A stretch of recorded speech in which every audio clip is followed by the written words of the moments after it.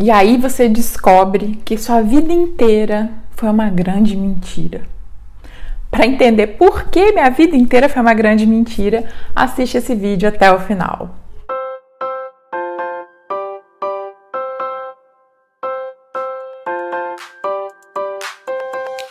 Olá pessoas, eu sou Berê Vegato e finalmente estou aqui de volta para a gente conversar um pouquinho mais sobre o processo de reconhecimento da cidadania italiana, principalmente dando enfoque no que eu passei, no que eu vivi, como foi para mim fazer toda essa burocracia. No vídeo de hoje eu quero falar com vocês da retificação dos documentos, ou seja, a gente precisa ou não corrigir aqueles documentos que a gente pegou lá em um dos primeiros vídeos, se eles têm alguma diferença de nome, de data e etc.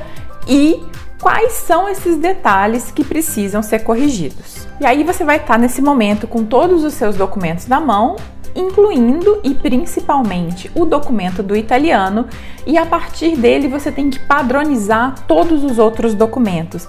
Então é basicamente isso. O que consta na retificação? Uma padronização de todos os nomes, sobrenomes e datas a partir do documento original, que é o documento do seu antenato italiano. Então, explicando um pouquinho melhor, você vai olhar o nome do seu antenato, o sobrenome do seu antenato e vai ver se nos 3 documentos dele, que são nascimento, casamento e óbito, tem o mesmo nome escrito do mesmo jeito. Vai olhar também se os pais dele estão com o mesmo nome escrito do mesmo jeito. E prestar bastante atenção na data, se a data de nascimento dele é a mesma que está sendo reportada para o casamento e depois para a morte. Um detalhezinho a respeito da data é que pode ser que não tenha, por exemplo, na certidão de casamento, a data de nascimento da pessoa, mas pode ser que tenha lá, casou com 25 anos, então você vai ter que fazer uma conta rápida de quando ele nasceu e quando ele casou para ver se bate com 25 anos. Alguns detalhes a respeito do nome são o abrasileiramento do nome. Então muitos italianos, quando chegaram no Brasil com um nome italiano, acabaram tendo o seu nome abrasileirado, como Pietro virou Pedro, Giuseppe virou José, entre vários outros, como também a ausência do nome do meio. Então podia ser Giuseppe Paolo blá blá blá, e esse Paolo é subtraído dos documentos.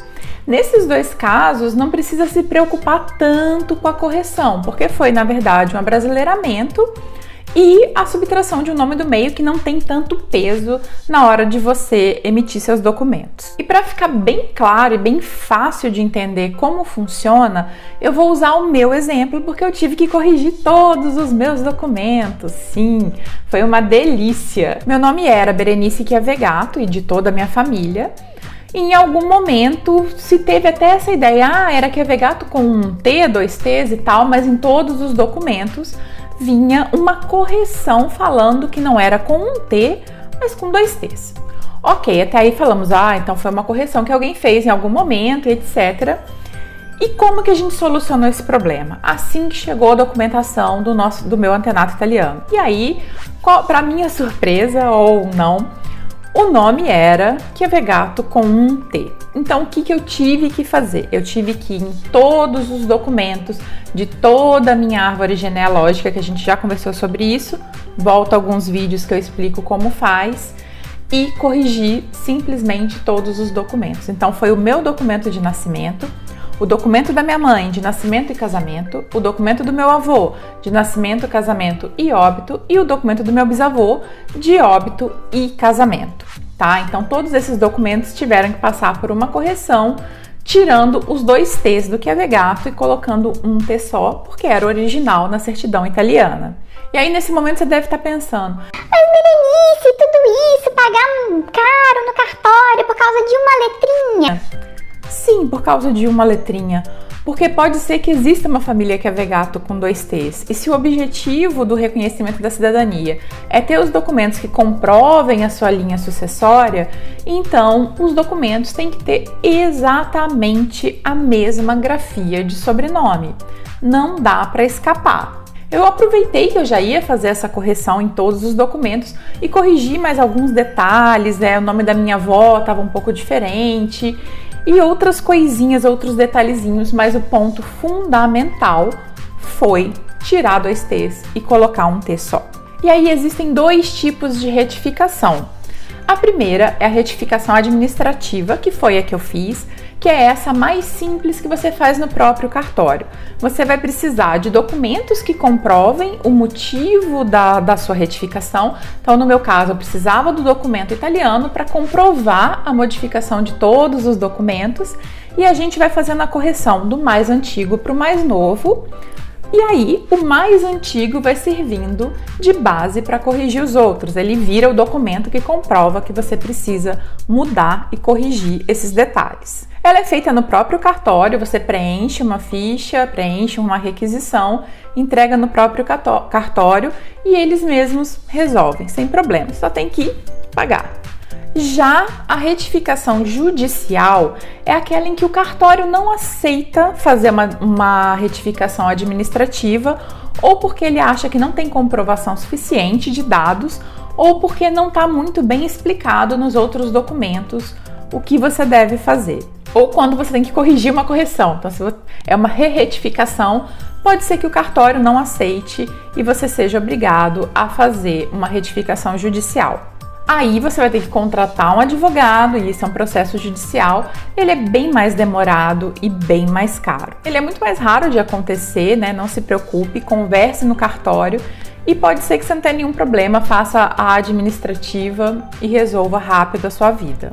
E aí um detalhe sobre o documento italiano, ele tem que ser apostilado na Itália, lembra disso, A gente já conversou sobre isso na busca do documento italiano e eu reforço aqui, porque se ele não for apostilado, ele não vai ter valor legal no Brasil. E assim que esse documento chega no Brasil, você tem que registrar esse documento, porque ele não existe no Brasil, não existe uma certidão de uma pessoa que nasceu na Itália. Então você tem que ir no cartório de registros e registrar esse documento para ele se tornar válido e você poder fazer todas essas retificações. Eu sei, parece complicado, parece quase um jogo de palavra cruzada, saber o que precisa e o que não precisa ser corrigido, nem sempre é simples. E aí eu dou uma primeira dica. A primeira dica é: entre em contato com o Comune, onde você vai fazer a sua prática. Se você já, nesse ponto, é bom que você já tenha escolhido onde você quer realizar a sua prática, manda um e-mail e fala: olha, eu tenho esses documentos com esse tipo de erro. Eu preciso corrigir ou eu posso dar entrada na minha prática, no meu processo com os documentos desse jeito?